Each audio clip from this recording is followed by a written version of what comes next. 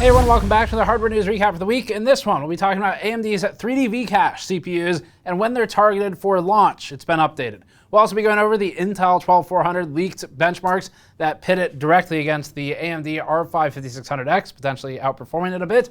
We'll be going over some additional news from NVIDIA and ARM, talking about the acquisition and how NVIDIA is greasing the wheels a little bit with some extra money. And also, we have a new product, our coaster pack, and it's awesome. Before that, this video is brought to you by Crucial and its Crucial X6 portable SSD. We use these external SSDs all over the office for rapidly transferring games and files between systems. The X6 comes in 500 gigabytes, 1 terabyte, 2 terabyte, and 4 terabyte capacities with USB-A or USB Type-C for the cable.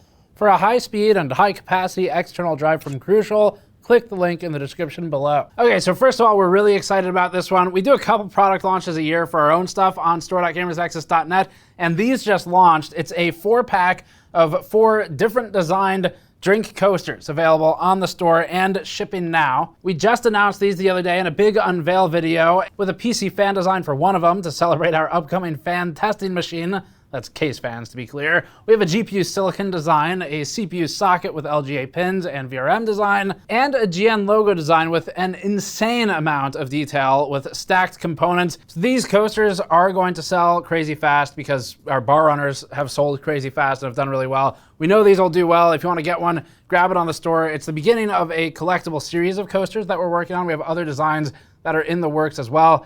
These we're extremely happy with, though. It took a lot of work to really refine the designs, get the shaping to be exactly how we wanted it to represent the in Blender 3D designed files that we made. And we're actually really curious about one thing. For everybody watching, we want to know which of these designs is your favorite, even just looking at it through video, because everyone in the office seems to have slightly different opinions. So I'm just personally curious what everyone likes the most. We put an insane amount of effort into the fit and finish details on this, just like we do for our reviews. So if you look at the components, the fan is really cool. First of all, where it has a sloped design where the hub and the fan blades are at the same height, but then it still swoops back, so you get something that looks like a real fan, but also balances the glassware on top of it. For the other components, we have things like SMDs, so you've got inductors, chokes, VRM components like MOSFETs, capacitors, MLCCs, all that stuff, even the pins in the LGA socket for the CPU design. So anyway, they're on the store. If you want to support us, it is a great way to support us. We are basically using these as a way for us to sort of raise funding and make it easier for us to move into the new space. We are almost ready to move in. We recently, in the last news video, did an update on how our fan testing machine is finally on the way. It's shipping, so that's extremely exciting and good timing for the fan coaster design to come in too. So we're going to use these to help sort of soak some of those costs as we start to train and learn how to use that machine and really ramp into it, put all the legwork in for figuring out the methodology. And a great way to support us and get something quality in return that you can use. We also sell them in a 4-pack with the GN Cobalt Blue with gold trim glasses. If you'd like to get that, it's a discounted pack. And for some additional behind the scenes information, so sometimes we talk about this stuff, elimination of single-use plastics is something I push really hard for. We can't eliminate them from every single product. Sometimes they are necessary for protection of certain elements and shipping, but we've gotten rid of them in a lot of stuff. So in this instance, instead of using 4 single-use plastic bags, 1 for each, because you have to protect it from debris and abrasions and stuff like that in shipping, we were able to just move to a single sheet of a tissue paper, which is easier to degrade, it's less material overall, and it's not plastic, so that's great. So that fits in with sort of our ethos and our push at GN for just generally trying to do the right thing. It's weird, sometimes it costs a little bit extra money, we've talked about this before too, to get rid of plastic in packaging a product because the factories aren't used to it. Everybody does plastic, everybody does single-use plastics for wrapping everything, and so it becomes the de facto choice, which a lot of times it doesn't need to be. So anyway, we've eliminated that. It's something we care a lot about, and then we just use a simple form-fitting cardboard box to pack the 4 in. So I was pretty happy with the simplicity of the packaging and getting rid of things like unnecessary inks and plastics. Another quick behind the scenes is just the testing of component placement, where Andrew and I did multiple sampling runs of some of these. Like this GN logo one was really hard to make because I think it's like 4 layers of different height components, and you've got some half heights in there. So we had to move stuff around and position it so that it would always support the drink wherever the drink was set. And that took us a good amount of time, and we're pretty happy with the outcome. Because you want to do it in a way where it doesn't look like a pattern or like it's function focused. You want it to look like it's visual focused while being function focused. So that's the challenge. Anyway, a lot of fun with that. Thanks as always for the support, the interest, and for letting me talk about it for a little bit. We only do these a couple times a year, so I'm always excited to talk about it.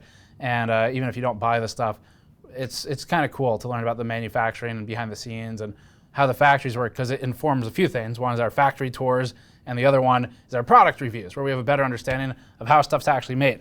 All right, enough of that. If you want to grab one, go to the store.gamersnexus.net, and let's move on to AMD's 3D V-Cache CPUs and the response to Intel. So AMD hosted a 5 years of Zen talk on YouTube. It's actually been 5 years now since at least they started designing it and shipping early stuff. Actually, some of it was pre-Ryzen, but it was still AM4 socketed. So they did this talk. A lot of it is broad, high level, or sweeping stuff where you know all this. If you've been watching the CPU space for 3 years now, you don't need to watch their video. If you don't know any of it, you're kind of new to the industry or you've been out for a while, it's worth watching to get a high-level recap, but they don't go over any technical detail or anything like that. Not particularly new information for the most part. However, there were a few things that were worth going over, and we'll recap them for you to keep it brief. So, more important for daily discussion, AMD talked about mixed CPU cores on upcoming products. They were clearly referencing Intel with Alder Lake, where Intel will be moving to efficient cores and performance cores. We have a whole video talking about the architecture of that if you'd like to know the really lower level workings of it. A lot of that was written by Patrick Stone on our team. So Intel's moving that direction. And AMD commented about how it's not choosing to go that way. It is instead focusing on its Zen design as it stands today and doubling down, committing to that design. Thus far, it's worked well for them, so they're continuing to go down that path. AMD said, quote, mixed cores is one approach. The Android ecosystem did that a long time ago, but the way we plan to do it is going back to our roots. We built a core that is physically much smaller than what other companies were building in x86 land, and when you pack that together with process and packaging leadership, we are the power-efficient leader today. We know that having a number of high-performance, very capable Zen cores is the answer to performance leadership, too. We're looking at the dynamic range of what those cores can do, from low power to high performance, and we know we have the recipe for success there. AMD pointed out that addressing a big-little combination would be challenging in software, and this alludes to things like scheduling, for example, and AMD is absolutely justified in calling this out. Intel has big plans for thread scheduling via its Thread Director solution and is working very closely with Microsoft on developing it. But AMD indicated that it plans to stick to the dynamic range offered by Zen architecture instead. AMD also reminded everyone that socket AM4 and the motherboards that it is on will be nearing end of life, but it stated that there will be a new 3D V-Cache chip available in early 2022. This CPU we've talked about in the past. We were actually pretty excited when it was announced because it was a total surprise. They managed to keep it completely under wraps, even from the rumor mill for a long time. So we talked about that previously. It was announced somewhere around the Computex keynote earlier this year, around June, July timeframe, somewhere in there. And a couple updates in August, but not much since then.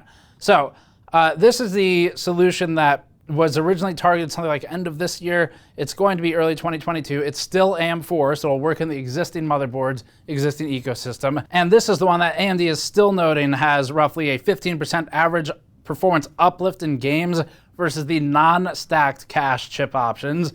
That's the same number it gave during the prototype stages several months ago, so it's consistent. As a reminder, these CPUs can host up to 192 megabytes of L3, thanks to an additional 64 megabytes supported by the hybrid bonding of additional SRAM atop the CPU silicon. This stacked approach gets sanded down to the same Z height and package size as existing chips, and direct copper-to-copper supports, in theory, better thermal transfer. So that hasn't really changed much, but that's your reminder on what it is, and the timeline's changed, or has at least updated now for early next year. AMD also talked about a couple of other things, mostly RAM, PCIe generation, and cooler support, that one being very important.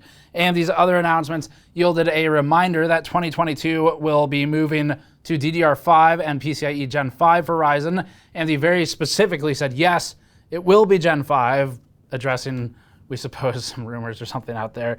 So they're very clear on that. They didn't technically specify if it will launch with Gen 5 support or if that's a later date thing. There's a little bit of room there for where AMD could launch with Gen 4 and move to Gen 5 or something along those lines, but they are at least saying Gen 5 supported at some point. It could be immediately, maybe not, but it will be supported. Now this is important too. The coolers are one of the easiest things to transplant and also one of the most wasteful to discard for an upgrade. They typically get left behind as platforms move around, so lately it's good to see that the companies are working to keep these compatible. Coolers are mostly just copper and aluminum anyway. It's the simplest component in a PC. Most of them don't have electronics in them, maybe tech or something, but most of them don't have any real electronics other than a fan, and so anything that preserves coolers, moves them forward is a great thing. That's why it's also good to see when companies launch free upgrade kits or cheap mounting kit adapters for older coolers, because if it works well now, it'll probably work well in the future as long as the topography of the CPU, of the silicon, hasn't changed too much. If you change the die location and the IHS size lot and expand it like Alder Lake's doing, then there will be some inefficiencies. But as long as they keep a similar package size of the processor, then obviously being able to adapt forward is good. And that's supported with the new socket. And finally, AMD noted that it's working on improving other accelerators outside of just the hardware. AMD indicated power improvement for management routines and firmware to better maximize power efficiency in notebooks in particular. AMD also talked about additional technology like machine learning to correct eyes in video capture to appear as if they're looking at the camera rather than the screen. This particular idea verges on the creepy side of technology, from what the whole thing was maybe a 30-second segment where they said all this stuff. But what we could gather, it sounds like it's you've got someone looking at the screen, the camera's up here, and then using machine learning to interpret where the eyes should be looking and then adjusting. If that interpretation is correct, then that's, as people who work in video, that's kind of off-putting, but it's a little bit easier for us to know where the camera lens is when we're using stuff like that, so maybe it's different. Either way, though, it's interesting we understand the idea. Not something I personally would want to use, but theoretically there's a use for it. That's why they're doing it, I guess. Ryzen performance and Windows 11 addressed. So several reports the last few weeks you may have seen about Windows 11 performance for Ryzen CPUs where there are cache latency issues, among other issues like CPVC, for example, and a new post online indicates that some of these performance hits should be addressed in an upcoming update, although the immediate update that was supposed to fix the 15% performance hit made things worse. In some cases, if you look at Ada64's Twitter, for example, where they report on it. Either way, there's an inbound Windows 11 patch that aims at updating the CPVC issue. CPVC is used as a mechanism to control CPU behavior and power consumption, if you had forgotten, and that was causing performance degradation versus Windows 10. That update is due out October 21st. There's also an October 19th update that will fix an L3 cache latency issue, and this is also responsible for causing AMD-specific performance issues in Windows 11, especially with games. One more AMD topic, and then we'll move on. Just kind of lined them all up back to back for this one. A few months ago, you may remember that there was a B2 Silicon update spotted for Ryzen 5000, which was an incremental step in. These aligned with heated rumors of a Ryzen 5000 CPU refresh at the time, but ultimately, AMD actually did publicly comment and basically said, nope, it's just the same old thing, made with some refinements to the silicon process. AMD previously said there would carry no performance improvements or extra functionality in the B2 step-in, but instead it would improve AMD's manufacturing and logistics capabilities. This could be something like optimizing yields or improving availability, but either way, without a performance uplift, it wasn't much of a story.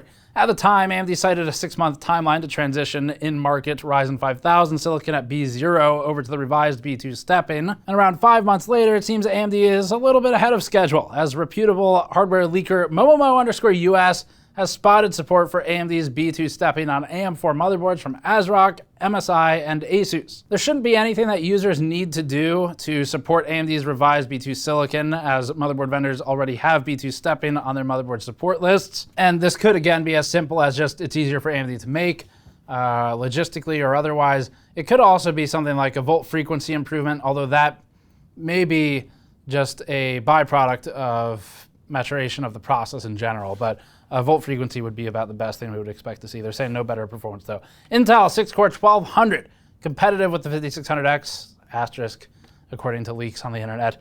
New leaks from the Bilibili forums found by 9550 Pro allege via Cinebench scoring that upcoming Intel i5-12400 CPUs will be competitive with AMD's $300-ish CPUs. These CPUs screenshots indicate a P-core only configuration, ditching the E-cores or the efficiency cores that are combined with higher-end parts. These early leaks, if valid, suggest a 6-core, 12-thread, all P-core component, 4 GHz all-core, and 4.4 GHz single-core boost, which would yield a score roughly on par with or better than an R5-5600X. This would actually be a critical market for Intel. It's one where Intel has been getting better with competing at, especially as AMD has sort of neglected that sub $300 price class. But the 12400, if it matches previous XX400 series Intel CPUs, would be in the $180-ish price range. And if that remains true, then it becomes a serious competitor to the much more expensive 5600X. And hopefully it is true, because Intel at this point, it's kind of a slow-moving beast. It needs to put some pressure on AMD. And if it does, hopefully that will result in AMD launching a cheaper CPU, which would benefit, obviously, consumers and kind of get the stack rolling again. It stopped pretty abruptly with the 5000 series after initial launch. Wasn't much reason for them to launch more at the time. Or it could just introduce price drops on the 5600X or something like that. So we'll see. We could use more CPUs from both companies this generation at this point anyway. Up next, NVIDIA offering massive concessions of 0.25% of the total ARM buyout to the UK government for allowing, just getting some lubricant in the process to make it a little easier to go through. As the scrutiny over NVIDIA and the ARM deal continues to heat up, Bloomberg is reporting that NVIDIA is prepared to make certain concessions in order to sway regulators of the European Commission. Specifically, NVIDIA wants to extend the probe until October 27th. The European Commission did not disclose any details to what the exact concessions were, but NVIDIA previously vowed to invest no less than $100 million in a UK supercomputer in an attempt to woo regulators. For perspective, again, the total offered buyout for ARM, as it was reported originally, was $40 billion. They're offering $100 million for a supercomputer. I actually cannot even begin to fathom numbers of that size.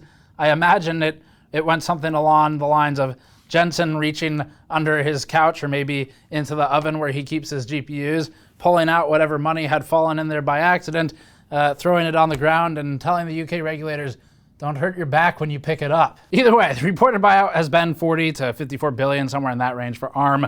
Frankly, at either scale, it makes 100 million look like pennies, although the politicians in charge of the matter may be thinking differently. Furthermore, NVIDIA continues to frame the proposed ARM acquisition as one that is complementary rather than contradictory. The general pitch from NVIDIA's perspective is that NVIDIA is not a serious competitor in the CPU business, and ARM doesn't offer a serious GPU solution outside of its Mali architecture that's licensed for various SoC implementations. With the EU's probe being extended, there's a couple of ways it could play out. The EU could solicit and collect feedback from relevant competitors and customers ahead of a decision on whether or not to accept the offered concessions. The EU could then theoretically reject the concessions outright or demand more from NVIDIA. Also, the EU could elect to open a 4-month law investigation, and at this point, that seems like the most likely option. Meanwhile, the UK's Competition and Market Authority, or CMA, has its own probe that most recently entered phase 2, and it's expected to take no fewer than 24 weeks to conclude, and it could take as long as 32.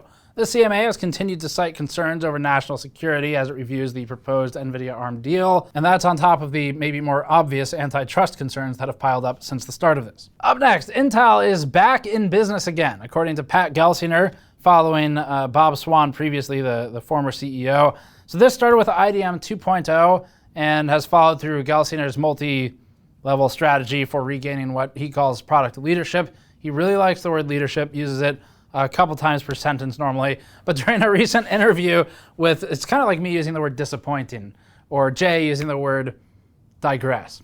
We all have our words we like to use. During a recent interview with CRN, Gelsinger had a lot to say about Intel's plans to take back the leadership crown from AMD, and it's good to hear. It's good to hear that Intel has maybe a little bit of confidence with its new products, because we need something exciting on the CPU market to keep things going. Gelsinger said, quote, "So this period of time when people could say, hey, AMD is leading, that's over. We're back with a very defined view of what it requires to be leadership in every dimension. Leadership product, leadership chip packaging, leadership process, leadership software, unquestioned leadership on critical new workloads like AI, graphics, media, power performance, enabling again the ecosystem. This is what we will be doing with aggressive actions and programs over the next couple of years." You can literally see it. Gelsinger had some other things to say too. He further stated, quote, "And yeah, AMD has done a solid job over the last couple of years. We won't dismiss them of the good work they've done, but that's over with Alder Lake and Sapphire Rapids. Intel is back. These are the best products in their category.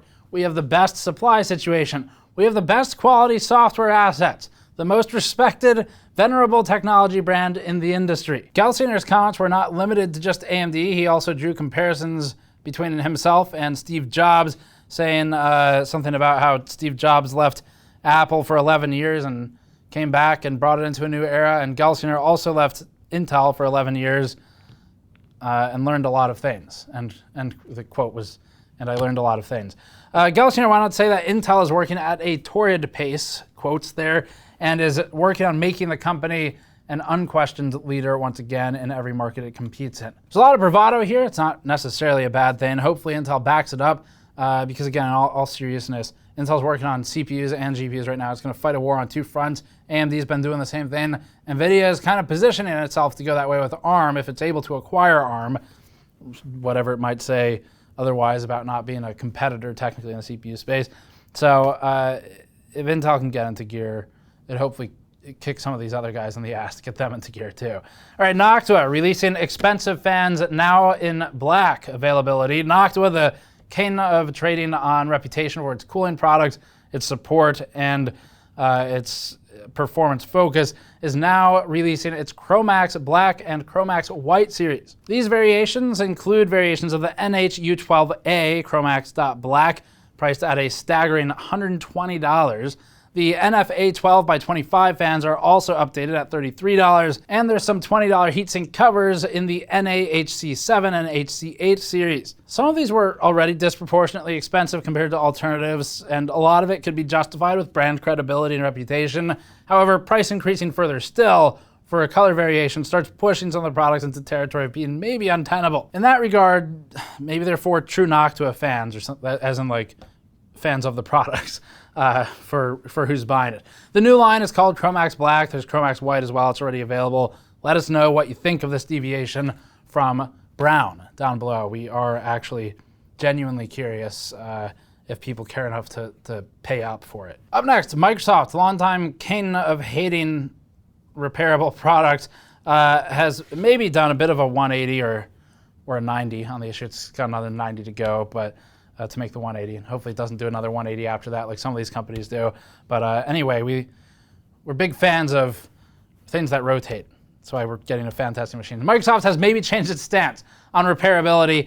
This is following a shareholder resolution filed back in June of 2021, which implored Microsoft to analyze the social benefits and environmental benefits of moving to more repairable products. If you've forgotten, Microsoft does actually make some physical hardware. Obviously, the Xbox is maybe the most immediate one that comes to mind, but also the Surface notebooks. Microsoft actually agreed to consider a number of concessions in exchange for the withdrawal of the shareholder resolution. Among them are a third-party study evaluating the environmental and social impacts associated with increasing consumer access to repair, and that includes for Surface devices and Xbox consoles. They are also looking at expanding the availability of certain parts and repair documentation beyond Microsoft's authorized service provider network, and that would actually be fantastic if Microsoft does. All these big companies, if they could do that, that would be great. They're also looking at initiating new mechanisms to enable and facilitate local repair options for consumers. Obviously, anything that keeps e-waste out of a landfill, or well, in just general, preventing it from becoming e-waste by making it serviceable with cheap parts and passing it to someone who maybe doesn't need the newest thing to attend a middle school or a high school or something. Anything that can accomplish those objectives is good. Microsoft talks big game about what it wants to do environmentally, like a lot of these companies do. We always challenge the ones that we communicate more directly with in our space when we review their stuff to do better. And we try to set an example with our own stuff. Obviously, you can do a lot with even just plastics, but when you make things like electronics and then they're not repairable, it's just kind of insane economically too. So anyway, that'll be good to see if they actually do something. Apple and John Deere are facing similar resolutions, just for the record. And finally, PCI SIG launched the final version of its draft for the PCIe Gen6 spec. As a reminder, they obviously need to define the interface, the protocol, before anyone starts developing products with it. So it's normal to have this get announced before even the next generation is in products.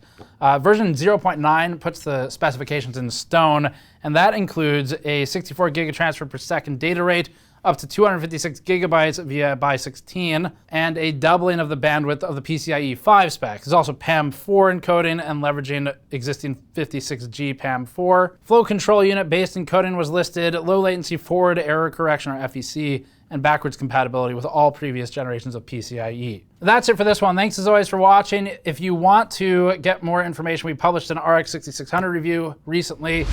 Check that out, if only for the entertainment value, as I swap out the missing vowel in XFX's newest product. We also have these on store.gamersnexus.net. Thanks again for your interest and for picking them up. If you're one of the first buyers of them, they'll be shipping immediately. And you can go to patreon.com/gamersnexus for behind the scenes stuff. Subscribe for more. We'll see you all next time.